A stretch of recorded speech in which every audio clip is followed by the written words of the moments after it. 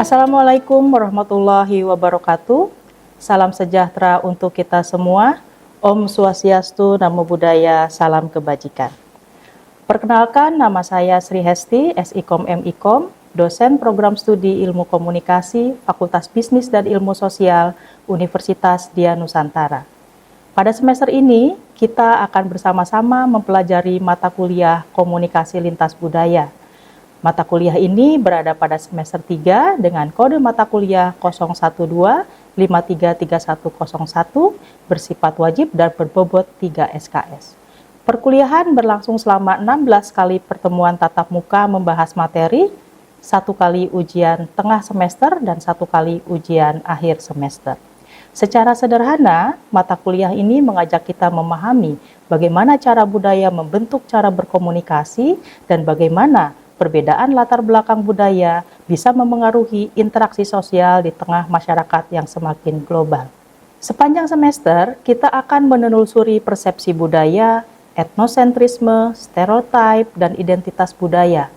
Dilanjutkan teori-teori komunikasi antar budaya, model adaptasi budaya, sampai strategi berkomunikasi yang efektif di lingkungan multikultural, baik dalam ranah bisnis, politik, maupun kehidupan sosial sehari-hari. Terdapat 3 capaian pembelajaran lulusan program studi yang menjadi tanggung jawab mata kuliah ini. Pertama, berkaitan dengan keahlian mendalam di bidang ilmu komunikasi serta kemampuan mengintegrasikan ilmu pengetahuan dan teknologi dalam praktik profesional. Kedua, berkaitan dengan kemampuan beradaptasi terhadap perubahan dan tantangan dunia kerja sebagai pembelajar sepanjang hayat. Sedangkan capaian ketiga, berkaitan dengan kemampuan bekerja sama secara efektif dalam tim dan berkomunikasi secara jelas di lingkungan multikultural dan multidisiplin. Dari capaian pembelajaran lulusan tersebut, diturunkan 5 target yang diharapkan dapat dicapai mahasiswa di akhir semester nanti, yaitu 1. Mampu menjelaskan konsep dasar komunikasi lintas budaya. 2. Mampu menganalisis model adaptasi budaya dan strategi komunikasi yang efektif dalam konteks multikultural. 3. Mampu menunjukkan sikap adaptif dan kesadaran budaya ketika menghadapi perbedaan budaya dalam interaksi sosial dan profesional. 4. Mampu berkomunikasi secara efektif, terbuka, dan sensitif lintas budaya dalam konteks global. Serta 5. Mampu bekerja dalam tim lintas budaya dan berkontribusi membangun komunikasi yang inklusif. Selanjutnya, bagaimana kelas ini akan berjalan? Terdapat 3 hal yang akan konsisten hadir di setiap pertemuan. Pertama, yaitu penyampaian materi. Setiap kelas dibuka dengan penjelasan kemampuan yang ingin dicapai pada pertemuan tersebut. Bahan ajar dan RPS dapat diunduh melalui laman kuliah online dan media pembelajaran akan disesuaikan dengan perkembangan zaman. Yang kedua yaitu adalah interaksi. Kelas ini dirancang sebagai ruang dialog 2 arah, bukan ceramah 1 arah, dengan pertanyaan pemantik yang mengajak mahasiswa merespon secara aktif. Ketiga adalah penilaian. Pemahaman mahasiswa dicek langsung di setiap pertemuan dengan teknik yang menyesuaikan topik, bisa berupa kuis singkat, pertanyaan acak, diskusi terbimbing, maupun penilaian tugas dan presentasi, sesuai kriteria penilaian yang tercantum di dalam RPS. Seluruh rangkaian penyampaian, interaksi, dan penilaian tadi berjalan dalam bingkai Student Center Learning. Mahasiswa menjadi pusat dari proses pembelajaran, bukan hanya penerima ceramah 1 arah. Dosen dalam hal ini lebih berperan sebagai fasilitator, membuka ruang diskusi, memberi pertanyaan pemantik, dan mendampingi mahasiswa mengkonstruksi pemahamannya sendiri melalui studi kasus, simulasi, kerja kelompok, presentasi, dan refleksi pribadi di setiap pertemuan. Dengan begitu, mahasiswa tidak hanya menganggap teori komunikasi lintas budaya, tetapi juga terbiasa aktif berpikir dan mempraktekkan bersama rekan sejawat. Wujud dari pendekatan tersebut terlihat dari metode pembelajaran yang berbeda-beda setiap pertemuan, mulai dari kuliah interaktif, pembahasan studi kasus, simulasi atau bermain peran, presentasi kelompok, sampai praktik kolaboratif, dilengkapi forum diskusi daring, video, dan kuis interaktif sebagai media pendukung. Sumber belajar utama yang menjadi acuan mata kuliah ini antara lain Communication Between Cultures, karya Samovar Porter, Intercultural Competence, karya Lustig dan Koster, Intercultural Communication, A Contextual Approach, karya New Leaf, dan Bridging Differences, karya Goody Kunz. Ditambah sejumlah referensi pendukung dari penulis lain di bidang komunikasi antar budaya. Nah, tanpa berlama lagi, mari kita mulai pertemuan pertama perkuliahan komunikasi lintas budaya ini dengan topik pengantar komunikasi lintas budaya dan relevansi globalisasi. Selamat mengikuti.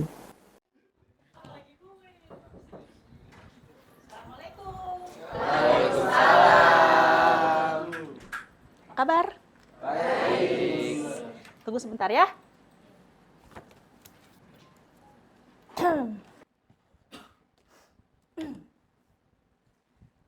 Baik, rekan-rekan mahasiswa, sudah makan semua? Sudah. Ya, kita mulai saja ya. Bismillahirrahmanirrahim. Assalamualaikum warahmatullahi wabarakatuh. Waalaikumsalam warahmatullahi wabarakatuh. Salam sejahtera untuk kita semua. Om Swastiastu, Namo Buddhaya, salam kebajikan, Rahayu. Hari Kamis ini adalah hari pertama kita berjumpa, betul nggak? Betul. Oh, ya. Ini semester berapa? 3, betul? 3. Baik rekan-rekan, salam jumpa ya dengan saya. Nama saya Sri Hesti. Ya, boleh dipanggil Ibu Hesti saja. Saya berasal dari Jawa Barat. Walaupun ayah dan ibu saya bukan dari Jawa Barat. Semester ini kita akan bersama-sama selama 16 kali pertemuan untuk mata kuliah apa? Komunikasi lintas budaya. Oke. Nah, karena ini pertemuan pertama kita, maka saya akan menyampaikan dulu kontrak perkuliahan. Ya, nanti untuk perkenalan saya akan presensi supaya saya kenal siapa saja namanya. Baik. Ya, jadi inilah mata kuliah kita, komunikasi lintas budaya. Jumlah SKS-nya 3 SKS. Artinya kalau 3 SKS berapa jam? 2,5 jam ya. 2,5 jam. Kurang lebih 2,5 jam kita akan bersama-sama di ruang kelas ini. Kemudian adalah jumlah pertemuannya adalah 16 kali pertemuan. Nah, apa sebetulnya yang akan kita pelajari selama 1 semester ini? Yang akan kita pelajari adalah memahami budaya dalam konteks komunikasi.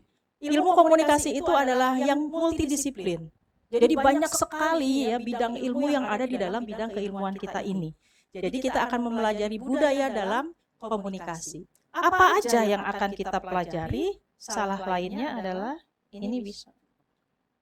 Salah lainnya adalah tentang persepsi budaya, tentang etnosentrisme, stereotip, identitas budaya, teori-teori komunikasi antar budaya, model adaptasi budaya, strategi komunikasi efektif di lingkungan multikultural, baik untuk ranah bisnis, politik, maupun kehidupan sosial sehari-hari. Itulah yang akan kita pelajari. Jadi itu adalah kontrak perkuliahan kita. Baik, rekan-rekan, sekarang kita akan masuk ke materi. Oh, saya mau presensi dulu. Lupa. Nanti yang telat 10 menit ke present ya. Oke, presensi dulu. Siapa tadi? Tasya, Tiara, Dika, Nanda. Oke. Sudah ya? Nanti silahkan rekan-rekan mengkonfirmasi kehadirannya ya dan memvalidasi kesesuaian perkuliahan dengan yang saya sampaikan dengan RPS yang teman-teman nanti bisa lihat di laman kuliah online. Kita masuk ke materi. Teman-teman, pertemuan pertama ini kita akan mempelajari 3 hal ya. Yang pertama adalah kaitannya dengan urgensi dan pentingnya komunikasi lintas budaya. Kenapa kita belajar komunikasi lintas budaya, ya khususnya di dinamika globalisasi serta interaksi di era digital. Selanjutnya yang kedua adalah akan melihat ya mendeskripsikan pemahaman fundamental mengenai konsep komunikasi dan budaya. Ini masih pertemuan pertama ya. Jadi kita konsep-konsep dasar dulu. Yang ketiga terkait ruang lingkup, mengidentifikasi secara komprehensif subjek utama, wilayah interaksi, fokus kajian, dalam studi komunikasi lintas budaya. Itu yang akan kita pelajari dulu. Kita akan adakan pretest. Silahkan disiapkan handphonenya, di-scan barcode-nya, kemudian silahkan dijawab. Waktunya hanya 10 menit. Oke, udah semua? Sudah? Tepuk tangan lagi biar gak ngantuk. Wih, ini saya sudah bisa lihat hasilnya. Selamat. Ada yang 40 ya kan? 50 paling tinggi berapa? Paling tinggi 75. Oleh karena itu, silakan simak materi ini baik-baik. Karena nanti di belakang ada post-test. Oke. Urgensi mempelajari KAB. Siapa yang tahu kenapa kita belajar KLB? Komunikasi lintas budaya. Tadi di opening saya sudah sampaikan. Karena Indonesia banyak sukunya. Tepuk tangan. Baru separuh. Terima kasih. Salah satunya betul. Indonesia banyak sekali sukunya. Provinsinya ada berapa? Sekian puluh, 30 something. Ya kan? Suku, bangsanya, pulaunya ada berapa? Baik. Jadi, kalau dulu mungkin kita mendengar komunikasi lintas budaya itu terpikirnya adalah ketika ada paspor di tangan kita, ya kan? Ada tiket, mau naik pesawat, mau naik kapal, mau naik kereta, pergi ke luar negeri, ketemu sama orang asing, gitu ya? Ketemu orang asing, barulah kita memikirkan bahwa kita akan melakukan komunikasi lintas budaya. Ya, jadi teman-teman, ketika kita membayangkan dulu bahwa kita akan melakukan komunikasi lintas budaya itu ketika kita pergi ke luar negeri, faktanya tidak seperti itu. Ini apa? Ada kopi di belakangnya, handphone. Ini adalah jendela teman-teman, ya, pintu atau jendela teman-teman menuju ke luar negeri. Dengan kecepatan akses kita untuk menghubungi orang di budaya yang berbeda, ya kan?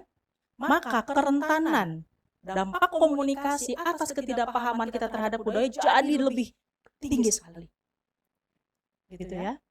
Karena apa? Jangankan tadi dengan orang luar negeri. Nih, Mas Dika.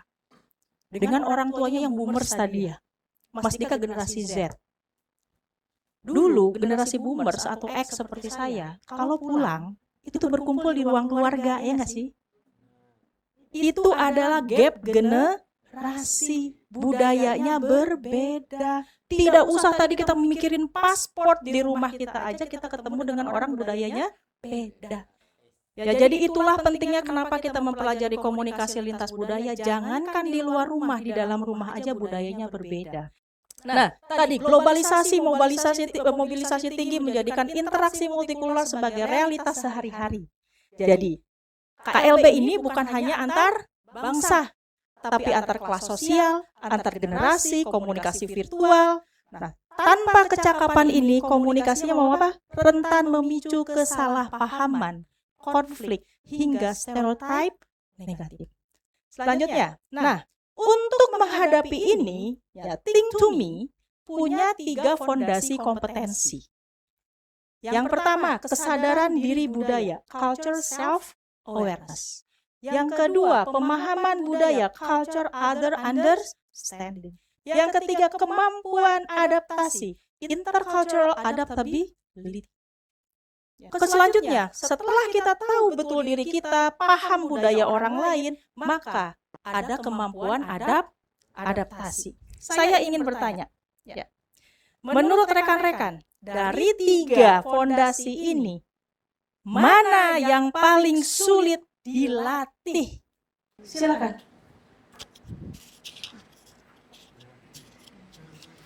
Untuk dari yang pemaparan Ibu terkait dengan 3 fondasi kompetensi, menurut saya ya Bu, yang sudah saya tangkap bahwa kesadaran diri sendiri terkait budaya itu yang paling sulit dan dilatih itu Bu. Nah, kenapa? Karena biasanya pribadi saya itu lebih mudah mempelajari budaya yang orang lain lakukan gitu daripada melihat apa yang sebenarnya saya miliki. Bahkan kan sebenarnya komunikasi itu sendiri, komunikasi yang saya sampaikan sendiri itu merupakan budaya kita sendiri kan ya Bu. Nah, menurut saya itu adalah hal yang paling wajar dan paling benar karena hal tersebut terkait dengan budaya. Oke, baik, terima kasih. Beri tepuk tangan untuk Mbak Tasya. Ada yang sepakat atau tidak sepakat? Sepakat, ya. Memang mengenali diri sendiri itu jauh lebih sulit ketimbang mengenali orang lain. Kita menilai orang lain, pernahkah kita menilai diri sendiri dulu? Kadang-kadang suka lupa ya. Oke. Jadi memang mostly atau kebanyakan orang kesadaran diri budaya ini yang lebih sulit katanya ditekuni, gitu ya. Oke. Baik, selanjutnya. Konsep dasar untuk komunikasi dan budaya. Lebih jauh daripada itu, ya, untuk membedah konsep-konsep komunikasi lintas budaya itu kan tidak bisa satu arah, ya, harus dua arah, ya. Apa konsepnya di dalam sini? Proses pertukaran pesan untuk menciptakan makna bersama, ya. Nah, komunikasi adalah proses sosial di mana individu menggunakan simbol untuk membangun makna, ya, terkait dengan sosial interaksi antar manusia, terkait dengan proses berkelanjutan dan dinamis, terkait dengan simbolik dan bermakna.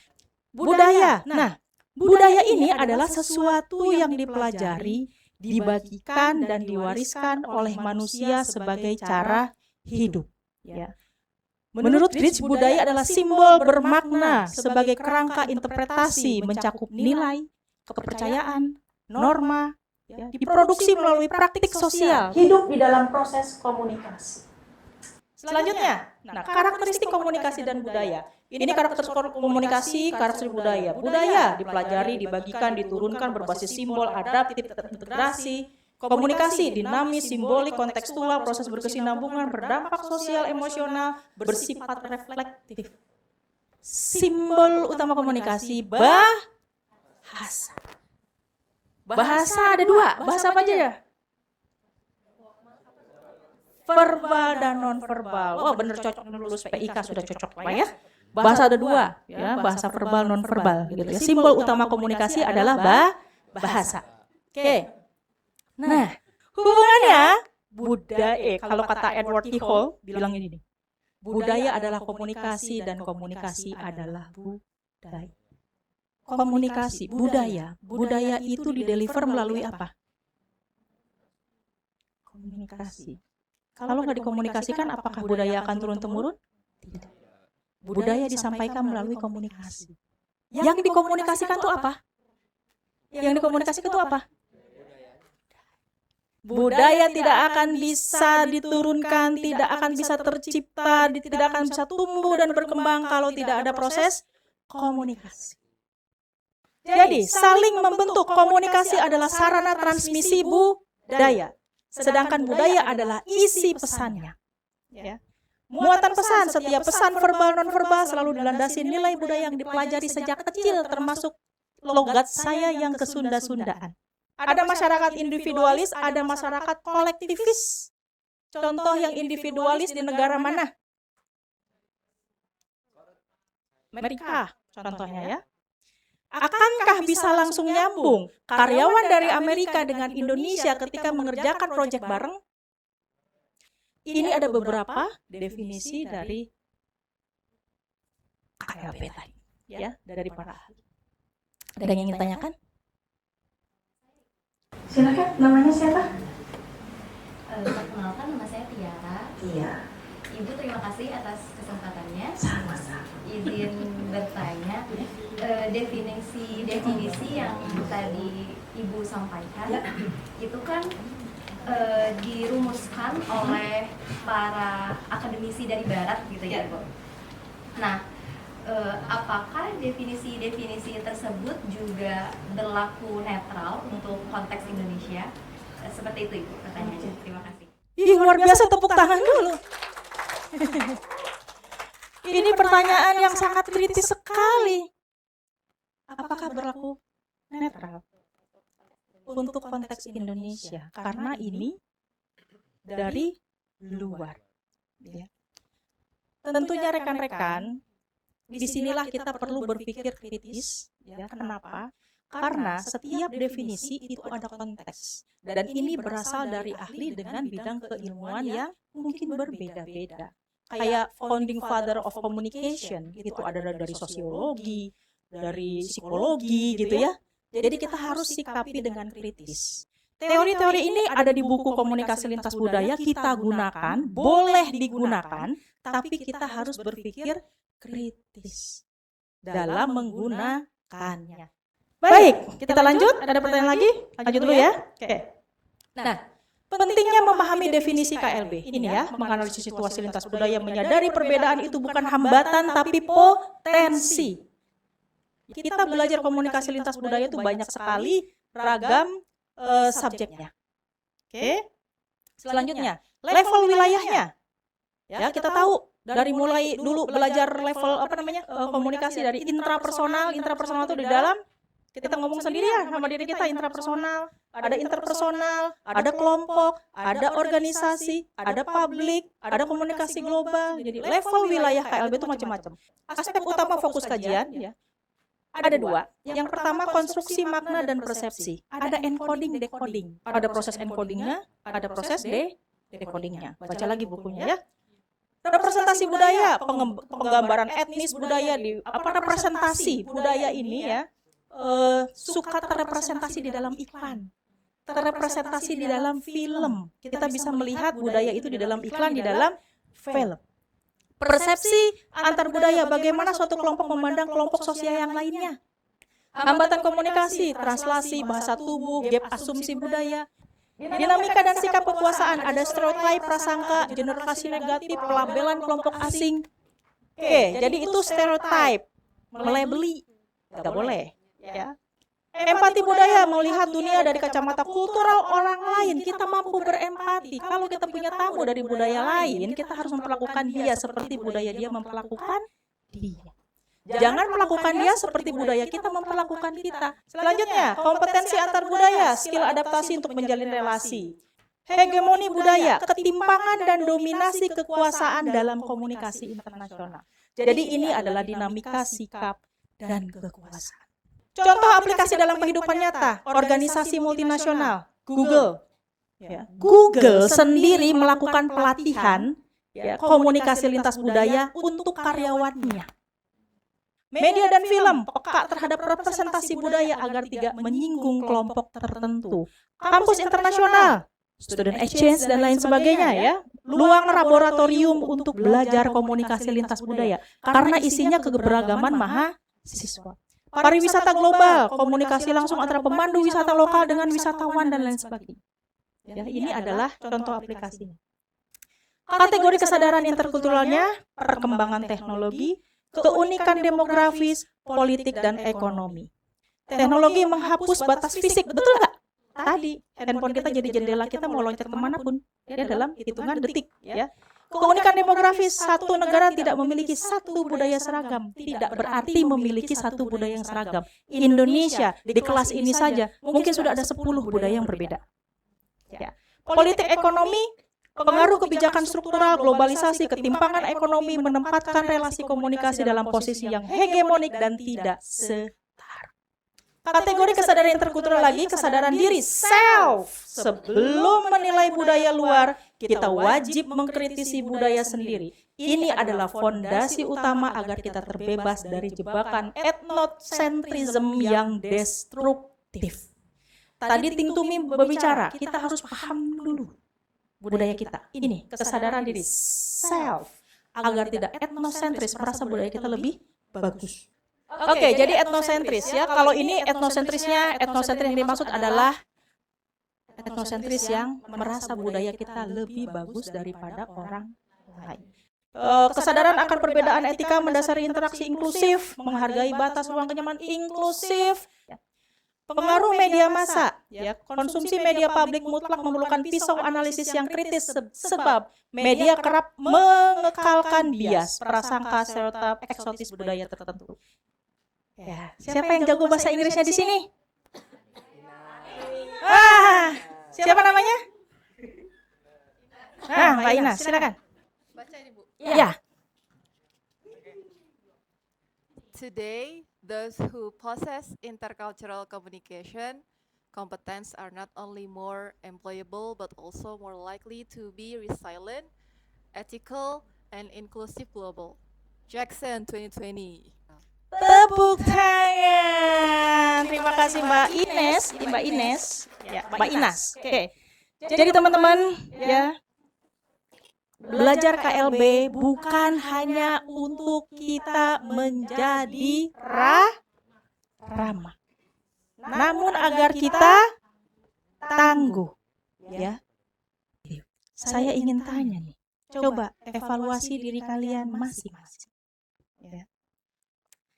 Apakah teman-teman sudah punya kesadaran interkultural atau baru sebatas sikap ramah tamah, gak enakan, ini, itu? Apakah sudah punya sikap interkultural atau sekedar baru ya harus ramah gitu ya?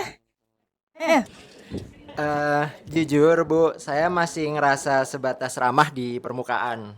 Karena kayak saya sopan ke semua orang, tapi jarang berhenti bertanya kenapa saya bisa langsung menilai kebiasaan orang lain itu aneh. Padahal kebiasaan saya sendiri juga belum tentu tidak aneh bagi mereka gitu. Oke, tepuk tangan untuk Mas Dika.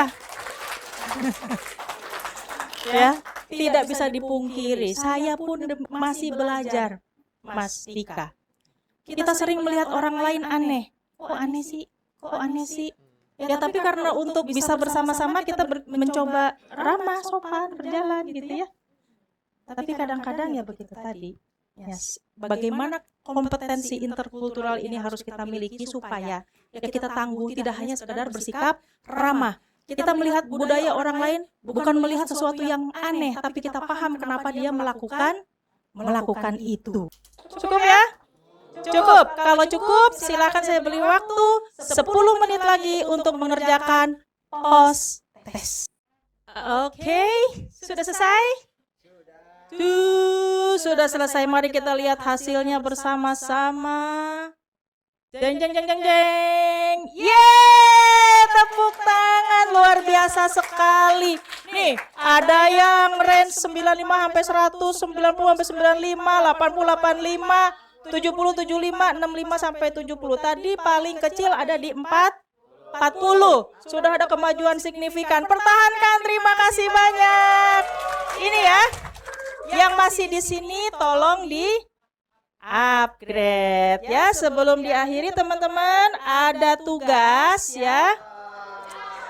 Atuh ya. Ada tugas. Ini dia ya tugasnya. Silahkan dilihat di halaman kulon ya. Tugasnya ini refleksi pendek ya, 1 atau 2 halaman terserah. Jelaskan perbedaan secara spesifik suku, agama, kelas sosial atau generasi nih ya. Apakah sempat muncul kesalahpahaman ini pengalaman nyata saat berinteraksi dengan orang?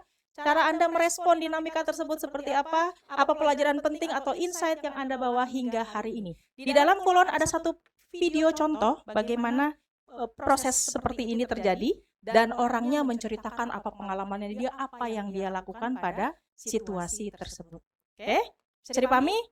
Harapan saya sebelum perkuliahan minggu depan teman-teman sudah selesai sehingga saya bisa mereview dan minggu depan kita akan diskusikan tugas refleksi dirinya. Oke teman-teman, terima kasih banyak atas perhatian kehadiran hari ini, semoga bermanfaat. Saya akhiri perkuliahannya, mohon maaf lahir dan batin, billahi taufiq wa hidayah. Wassalamualaikum warahmatullahi wabarakatuh. Terima kasih. Terima kasih banyak. Demikian proses pembelajaran mata kuliah Komunikasi Lintas Budaya pada program studi Ilmu Komunikasi, Fakultas Bisnis dan Ilmu Sosial Universitas Dian Nusantara. Yang saya sampaikan sebagai bagian dari kelengkapan dokumen pernyataan diri dosen dalam unjuk kerja Tridharma Perguruan Tinggi atau PDD UKTPT Sertifikasi Dosen tahun 2026. Terima kasih atas perhatiannya. Wassalamualaikum warahmatullahi wabarakatuh. Shalom, Om Swastiastu, Namo Buddhaya, salam kebajikan.